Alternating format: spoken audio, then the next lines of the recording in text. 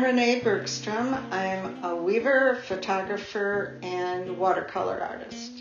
I got into photography when we were spending our weekends here because I did not have a loom. And I worked during the week and I needed some kind of art form, so that's how I started doing postcards. And then I have dabbled with watercolor off and on, and then just recently started making those into greeting cards. I've been a weaver for over 40 years, but I took a break and just have gotten back into weaving in the last 5 years and am thoroughly enjoying it. I have a lot of yarn, some of which was donated to me, and so my projects are determined by what I have and how creative I can be with combining the colors. Some of these are plain weaves, so it's just back and forth. And others have patterns that are much more complicated. This one is called the log cabin pattern.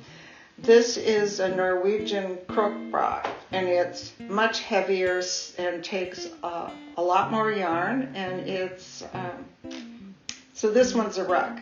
There's a lot of rhythm to the whole process, and one has to stay concentrated on it. It's a much longer process to warp the loom than it is to actually do the weaving. And actually, I enjoy both of them. It's a nice way to deal with calming oneself down when there's a lot of chaos going on in the world. This is my first year in the Bluff Country Studio Art Tour. I have my friend Diane Knight will be with me here, and we will be showing our work outside. I have 3 decks that are connected here, and then also we'll have a tent in the driveway.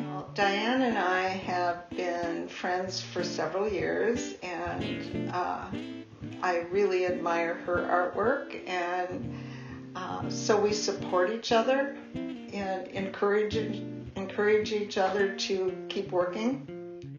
I'm Diane Knight, and Renee's kind enough to ask me to join her for this tour. I have done a lot of different things, worked in clay and wood and masks and puppets, and so I've been doing art of one kind or another for a really long time.